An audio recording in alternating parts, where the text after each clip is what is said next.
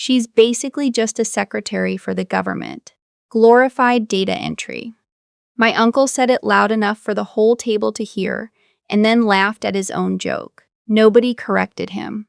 I sat there with a glass of sweet tea, sweating in my hand, watching my cousin Knox lean back in his chair like he'd just been handed a trophy.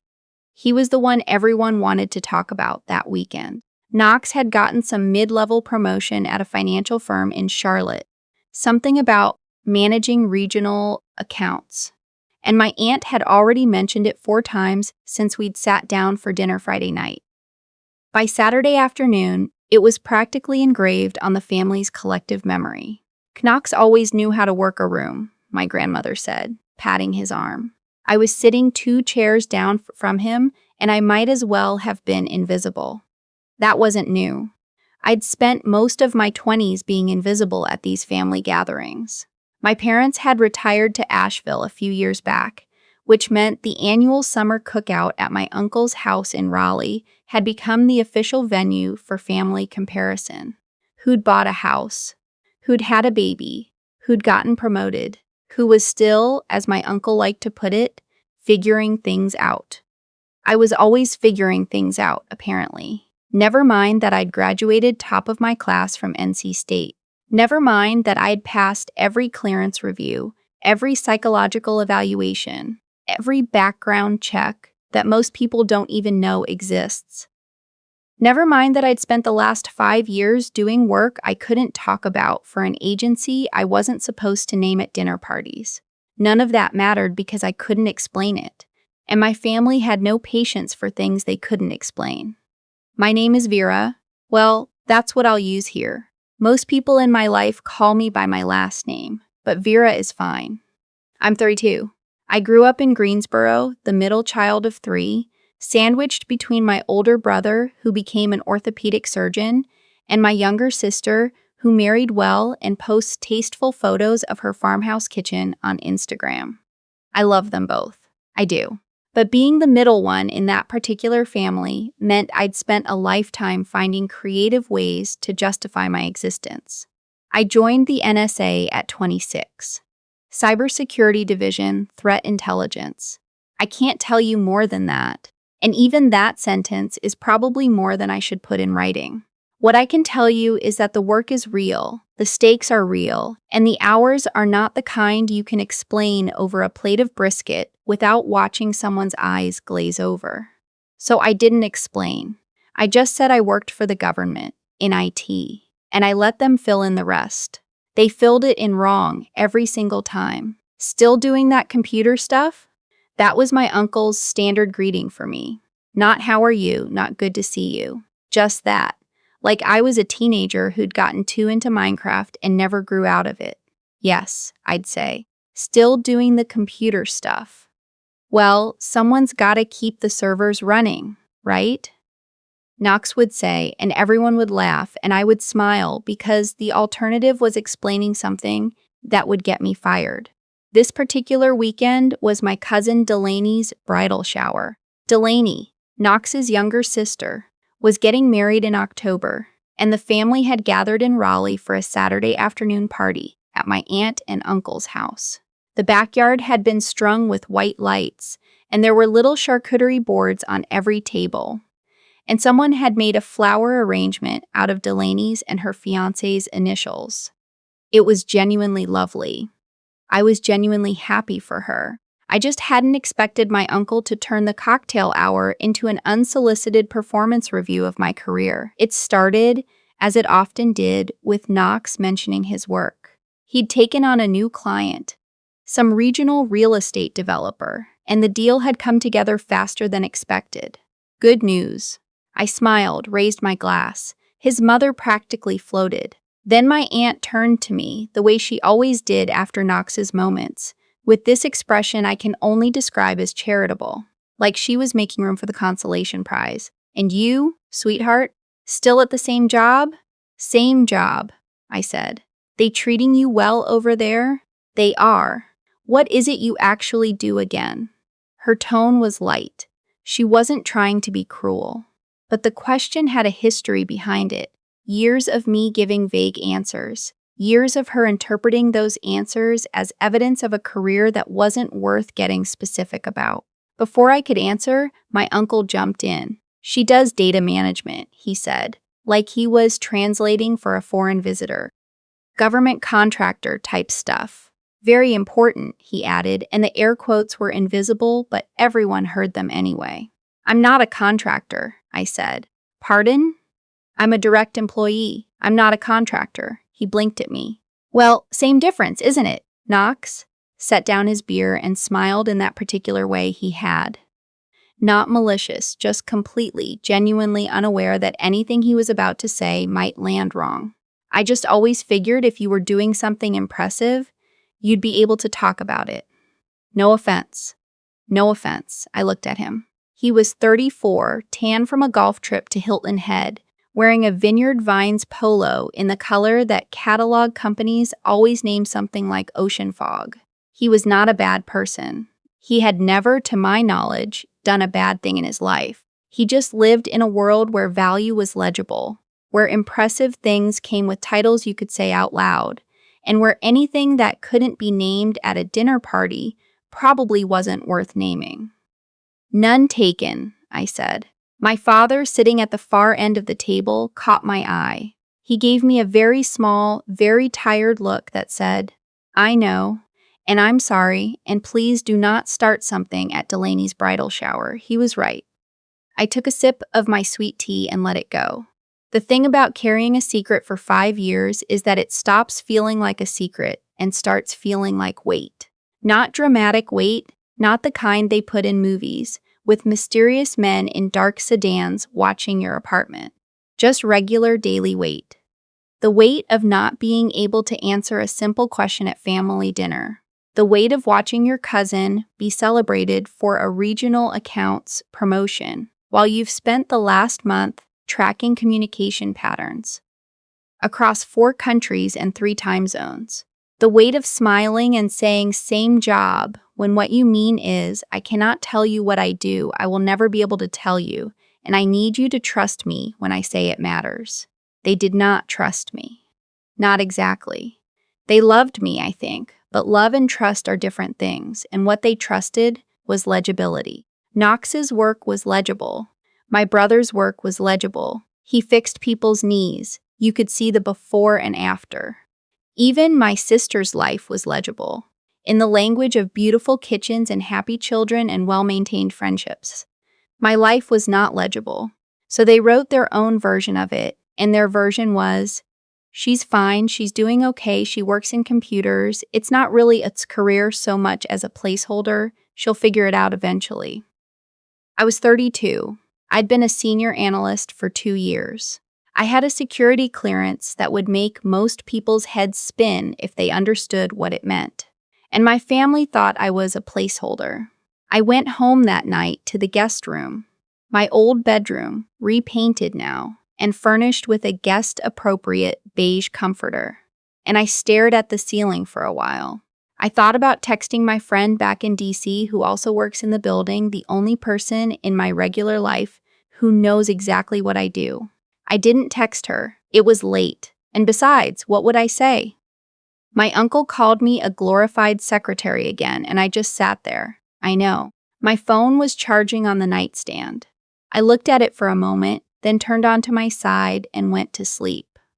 The next Sunday, Delaney had organized brunch at the house before everyone scattered, and by 9 a.m., the kitchen smelled like bacon and maple syrup, and my aunt's coffee was strong enough to restore your faith in mornings. I was standing at the counter in sweatpants with a mug in both hands when Knox wandered in and positioned himself next to the bacon. Hey, he said. Hey, good party yesterday, right? Really good. Delaney looked so happy. He nodded. Then he glanced at me with something that was almost curiosity. Can I ask you something? Sure. Do you ever regret it? The government track? He said it the way people say things when they've decided the answer before they ask. I mean, Knox and Lattimore isn't for everyone, but at least I can tell people what I do at a cocktail party. You know what I mean? I looked at him over the rim of my mug. He was genuinely asking. He was genuinely confused by me, and for just a second, I felt something loosen in my chest, not anger exactly, more like exhaustion. "No," I said, "I don't regret it. But don't you want to?" My phone rang. Not my personal phone. The other one. The one I keep in my bag and carry everywhere, always, because the nature of my work doesn't accommodate the concept of off hours. I recognized the prefix before I'd fully processed the sound. I set my coffee mug down on the counter very carefully and said, "Excuse me," to Knox, who was mid-sentence, and walked out of the kitchen and down the hall toward the back porch. I answered before the second ring. What followed was a 90-second conversation that I can tell you almost nothing about. What I can tell you is that by the end of it, my hands were steady and my brain had shifted into a register that doesn't have room for bridal showers or cocktail parties or uncles who make air quotes at the dinner table. Something was happening, something I was needed for, and the window for me to be useful was closing. I walked back through the house to the guest room. I changed out of my sweatpants in 4 minutes. I packed my bag in 3. I came downstairs to find my mother at the kitchen table, halfway through a piece of toast, and she looked up at me with that particular maternal radar that knows before you say anything. "You have to go. I have to go." She stood up.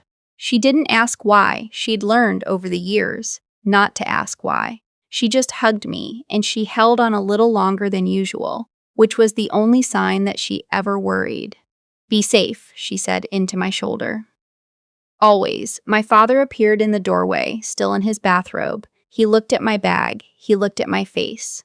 "Okay," he said, which was his version of "I love you and I trust you, and be careful and come home," all in one word. I found Delaney in the living room and told her I was so sorry and that I'd make it up to her before the wedding. She hugged and said she hoped everything was okay, and she meant it. I was nearly to the front door when I heard my uncle behind me. "What's going on?" "I have to go. Everything all right?" "Work thing." I pulled my bag higher on my shoulder. He followed me to the door, not to stop me, just out of that reflex people have. "On a Sunday morning? What kind of IT emergency?" He stopped talking, because a car had pulled up in front of the house. A black Suburban with government plates and a driver who didn't look like a driver. He looked like someone who'd been trained to notice things, and what he was noticing right now was whether the perimeter was clear. He stepped out and opened the back door without a word, and I walked toward him with my bag on my shoulder, and I heard the conversation on the front porch go quiet behind me. I didn't look back, but I heard Knox's voice, quieter than usual, stripped of the easy confidence, say, "Who is that?" And I heard my uncle, for the first time in years, say nothing at all. I can't tell you what happened in the following 48 hours. I can tell you I didn't sleep much, and that the coffee in those particular facilities is better than people expect, and that the work we did mattered. That's all I can give you. What I can tell you is what happened when I came back. It was a Tuesday.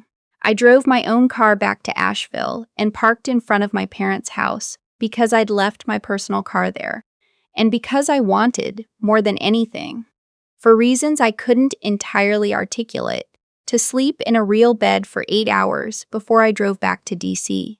My mother opened the door before I'd gotten all the way up the porch steps.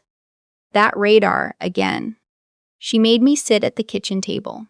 She made me eat scrambled eggs. She sat across from me with her own coffee and watched me the way she did when I was small and had come home from something hard.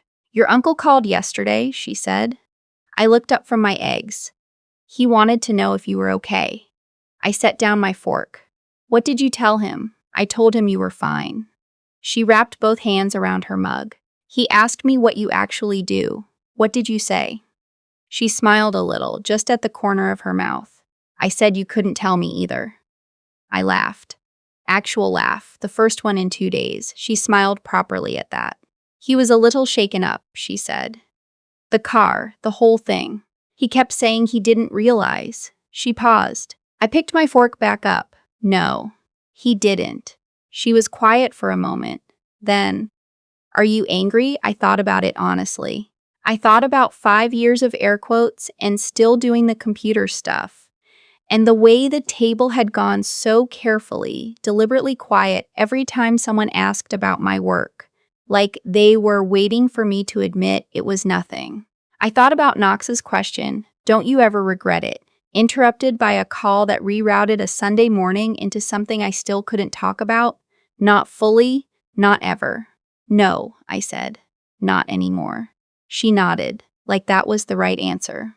My uncle came to see me before I left on Wednesday. He drove up from Raleigh, which is nearly 3 hours, and he sat at my parents' kitchen table, the same table where I just sat, and he had the look of a man who had been turning something over in his mind for days and still wasn't sure how to set it down.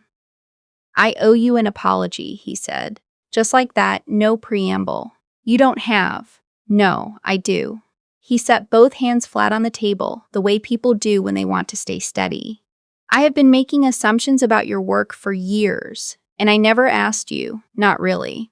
I decided I understood, and I made jokes, and I didn't stop to think about." He exhaled. I didn't stop to think. I looked at him. He was 61 years old, and he'd spent his whole career in commercial real estate, and he was a loud and opinionated man who genuinely believed he was supportive. He wasn't performing this. He was just arriving at something late the way people do. "I appreciate that," I said. Knox wanted to say something too, but he didn't know if you'd want to hear from him. "Tell him it's fine," my uncle nodded. He was quiet for a second, and then he said, "Was it dangerous? What happened?" "I can't answer that, right?" He pressed his lips together. "Right, of course." He left an hour later. He hugged me at the door, which he hadn't done since I was probably 15, and he held on for a moment too long, which was his version of everything he couldn't say out loud. I stood on my parents' porch and watched his car back out of the driveway and head down the street. The mountains were still and blue in the distance, the way they get in July. The morning was already warm. I thought about the question I'd been carrying for 5 years, the one I'd answered so many times at these family dinners, in these kitchens, at these tables. What do you do? And the strange thing, the thing I hadn't fully understood until that moment on the porch, was that the question had never really been about my job. It was about whether I was worth paying attention to, whether the thing I'd chosen to do with my life was legible enough to deserve a seat at the table. And I'd spent 5 years trying to answer that question in a way that satisfied them, and failing because the answer was classified. But the black Suburban had answered it for me. Not in a way I'd planned, not in a way I'd chosen. Just quietly, factually, in the grammar of a car that doesn't show up for people who run servers and manage toner cartridges. I went back inside. My mother was washing dishes. I picked up a dish towel and dried, the way I used to when I was a teenager, standing at her elbow. "You heading back tomorrow?" she asked. "Tomorrow afternoon. I'll make pancakes in the morning." I'd love that. We stood there in the quiet kitchen, the water running, the mountains outside the window. The kind of ordinary morning that exists because someone, somewhere, does the work that can't be explained at a dinner table, and goes home afterward, and dries dishes, and eats pancakes, and lets the world go on being beautiful and unaware. I was okay with that. I was more than okay with it. It's enough to know what you are, even when no one else can.